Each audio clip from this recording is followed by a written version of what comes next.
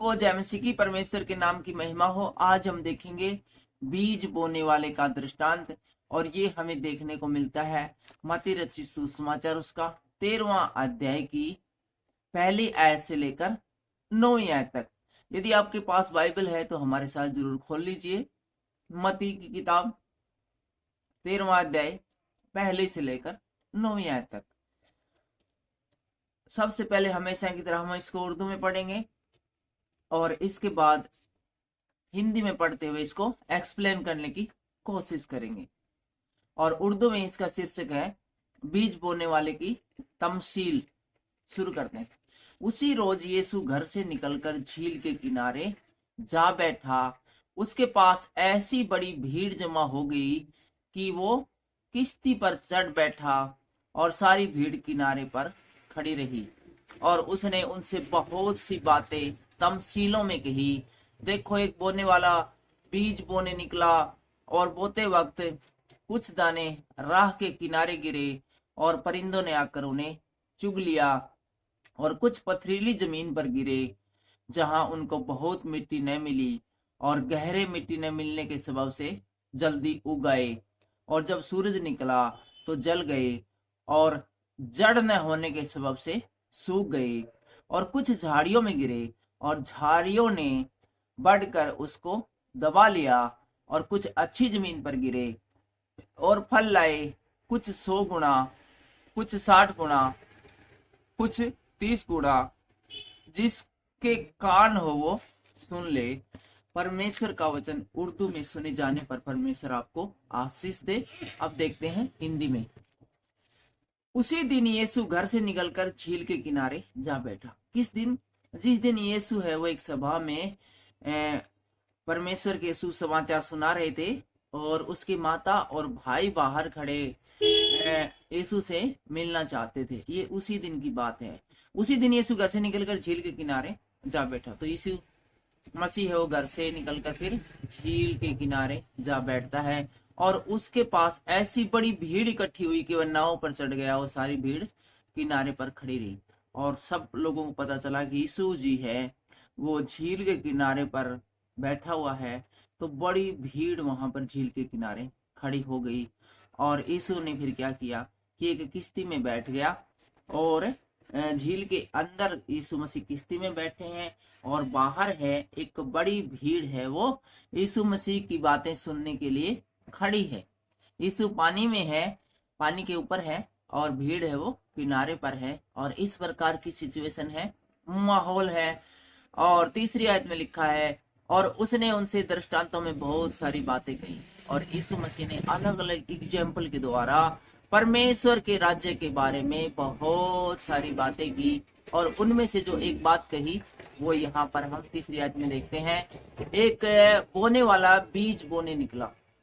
एक व्यक्ति को अपनी बीज बोने थे, फसल उगानी थी, तो वो घर से बीज लेकर निकलता है। बोते समय कुछ बीज मार्ग के किनारे गिरे, और कुछ बीज है वो जब बो रहा था तो रोड के किनारे गिर पड़े, और पक्षियों ने आकर उन्हें चुग लिया। रोड के किनारे जब बीज पड़े थे तो वहां पर कुछ पक्षियों ने देखा कि अरे बीज पड़े हुए हैं, तो उन्होंने उसको चुग लिया, खा लिया। कुछ बीज पथरीली भूमि पर गिरे, जहां उन्हें मिट्टी न मिली, और गहरी न मिट्टी मिलने के कारण वे जल्दी उगाए। और कुछ बीज हैं वो पथरीली जमीन पर गिरे, ज्यादा नरम मिट्टी नहीं थी, तो उनको जल्दी से वो उग गए, क्योंकि उनके अंदर उनको ज्यादा मिट्टी नहीं मिली। ऊपर ऊपर थोड़ी थोड़ी मिट्टी थी, उसी में वे फटाफट से जल्दी से उग गए। पर सूरज निकलने पर वे जल गए, और जड़ न पकड़ने के कारण सूख गए। लेकिन जैसे ही सूरज निकला है वे है जल गए और सूख गए, क्योंकि उन्होंने जड़ नहीं पकड़ी थी। जड़ इसलिए नहीं पकड़ी थी क्योंकि नीचे पथरीली भूमि थी। और 7वीं आयत में इस प्रकार से लिखा है, कुछ बीज झाड़ियों में गिरे, और झाड़ियों ने बढ़कर उन्हें दबा लिया। और कुछ बीज झाड़ियों में गिरे, झाड़ियों में बीज गिरे, तो उन बीजों को अच्छा माहौल तो एक मिला, अच्छी खाद वाली भूमि मिली, नरम मिली, और धूप मिलने लग गई, और वे बढ़ गए और वे उग गए। लेकिन झाड़ियां उसके ऊपर उससे भी तेज स्पीड से बढ़ी और उसको दबा डाला। और 8वीं आयत में लिखा है, पर कुछ बीज अच्छी भूमि पर गिरे और फल लाए, कोई 100 गुना, कोई 60 गुना और कोई 30 गुना। लेकिन कुछ बीज है वो सही जमीन पर बोए गिरे, जहां पर की जमीन को अच्छी तरह से तैयार किया गया था। तो वो जो बीज जो सही जगह पर गिरे थे वो कोई 30 गुना फल लाए, कोई 60 गुना लाया और कोई कोई बीज तो 100 गुना फल लाया। अर्थात एक बीज के कहीं 100 बन गए, कहीं 60 बन गए और कहीं 30 भी बने।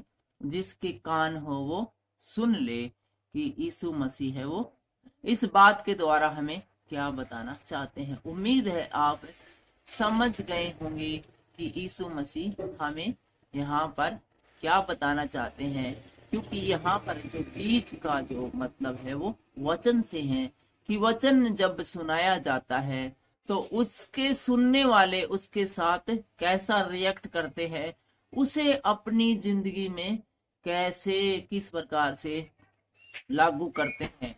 तो जहां पर हमने चौथी आयत में देखा था कि कुछ बीज मार्ग के किनारे गिने और पशुओं ने आकर उन्हें चुग लिया। तो मार्ग के किनारे गिने मतलब कुछ लोगों ने है वो वचन को सुना और सुनकर अपने घर चले गए, अपने आराम से इंस्टाग्राम देख रहे हैं, टीवी देख रहे हैं, गाने सुन रहे हैं, व्हाट्सएप पे चैटिंग चल रही है और सो बातें हो रही, जीवन की इंटरटेनमेंट में खोए हुए हैं। वचन सुना, 1 घंटा सुना, बात खत्म हो गई, बस वचन उसी समय उसके दिमाग से उतर गया।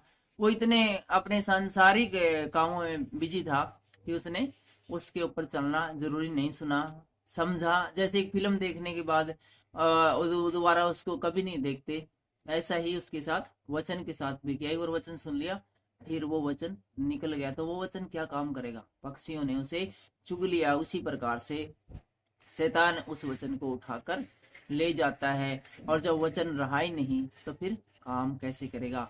और 5वीं आयत में हमने देखा था कुछ पथरीली भूमि पर गिरे जहां उन्हें मिट्टी न मिली और गहरी मिट्टी न मिलने के कारण में जल्दी उग गई। कुछ लोगों ने सुना, वचन बहुत अच्छा लगा और कुछ दिनों तक याद रखा, कुछ दिन तक चर्च में भी आए, लेकिन उनको है ना कोई अच्छा पास्टर नहीं मिला, कोई अच्छा व्यक्ति नहीं मिला जो उनको अपने साथ कलीसिया में लेकर जाता, और उसके पास बाइबल नहीं थी, कुछ अच्छा माहौल नहीं मिला और थोड़े दिन बाद ही वो कलीसिया में जाना छोड़ देता है। और जिस प्रकार से ये पथरीली भूमि पर उगा तो जड़ न पकड़ने के कारण है वो जल्दी सूख गया।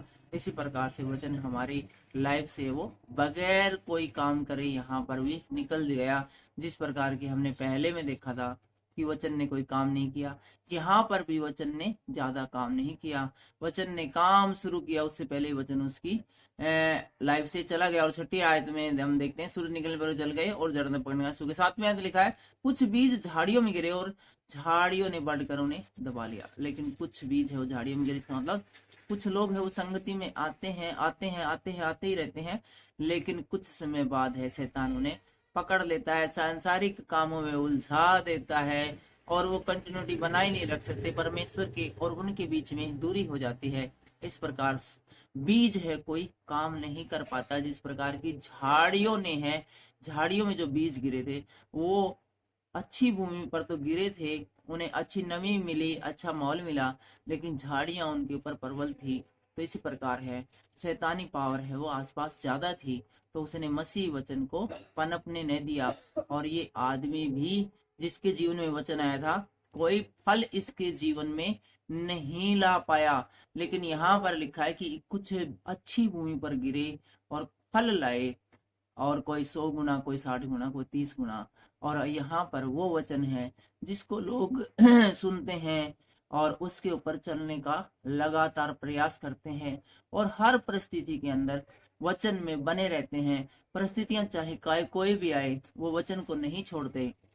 तो थोड़े समय के बाद वचन उनके जीवन में 100 गुना, 60 गुना, 30 गुना फल लेकर आता है। और यीशु मसीह स्वयं कहते हैं कि मजदूर को उसकी मजदूरी दिन ढलते ही मिल जानी चाहिए, दिन ढलने से पहले मिल जानी चाहिए। तो जो औरों को ऐसी बात कहता है वो खुद अपने मजदूरों को मजदूरी क्यों नहीं देगा। इसलिए निरंतर परमेश्वर के वचन में बने रहिए ताकि वचन है वो फल लेकर आए। वचन यदि फल नहीं लेकर आता है तो फिर बीज के ऊपर जो पैसा खर्च किया वो ROI उसका कैसे मिलेगा। रिटर्न ऑफ इन्वेस्टमेंट कैसे मिलेगी।